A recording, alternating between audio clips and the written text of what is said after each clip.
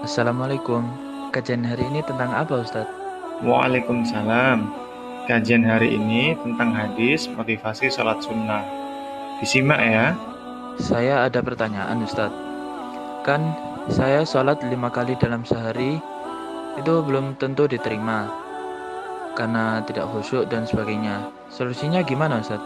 Rasulullah Shallallahu Alaihi Wasallam bukan hanya melaksanakan sholat fardu 5 waktu saja, tetapi ada sunnah-sunnah. Banyak sunnah-sunnah sholat yang dilaksanakan oleh Rasulullah Shallallahu Alaihi Wasallam. Sehingga sholat itu an-nawafil, kata ulama, jawabir lil faraid. Sholat-sholat sunnah itu akan menambal kekurangan, kelalaian yang terjadi di dalam sholat fardu.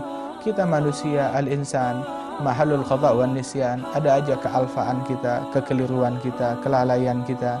Maka kekeliruan yang terjadi di dalam sholat kita ditambal dengan sholat-sholat sunnah yang kita laksanakan tersebut. Nah, ini sholat-sholat sunnah itu ada macam-macam. Yang dikenal pertama ada sholat rawatib atau sholat gobliyah dan sholat ba'diyah. Ustadz, saya mau nanya, pembagian sholat rawatib itu ada berapa aja, Ustadz? Man shalla isnatai asyarata raka'atan, siapa yang sholat 12 rakaat sunnah fi yaumin wa lailatin, mengiringi sholat fardunya siang dan malam.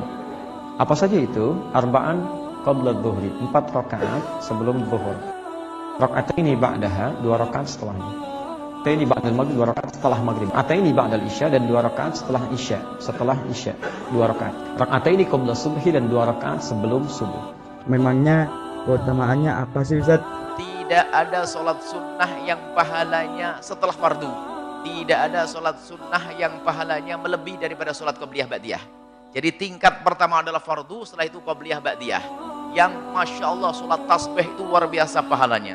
Sholat tasbih pahalanya banyak disebutkan dalam hadis, maka itu pun tidak bisa mengalahkan sholat qobliyah subuh.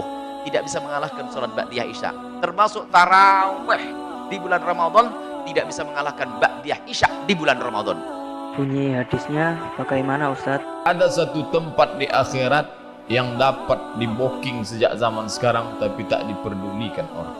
Bagaimana cara mendapatkan tempat itu? Hadisnya diriwayatkan oleh Ummu Habibah.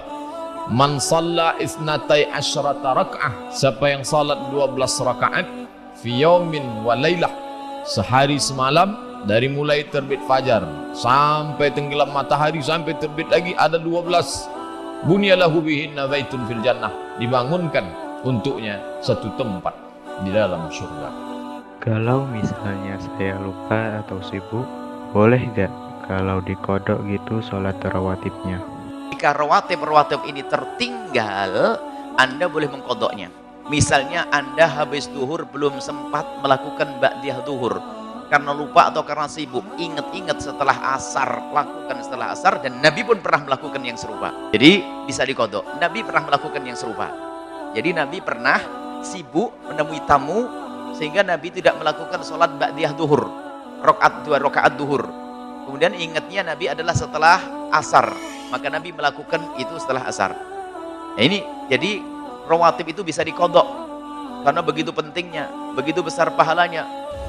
Wa an Ummu Habibah ummul mu'minin radhiyallahu anha qalat, sami'tu an-nabiy sallallahu alaihi wasallam yaqul, man shalla ithnata asyrata rak'atan fi yaumin wa lailatin bunya lahu bihinna baitun fil jannah. Rawahu Muslim. Dari Ummu Habibah radhiyallahu anha berkata, saya mendengar bahwasannya Nabi Shallallahu alaihi wasallam berkata, barang siapa yang sholat 12 rakaat dalam sehari semalam akan dibangunkan baginya rumah di dalam syurga.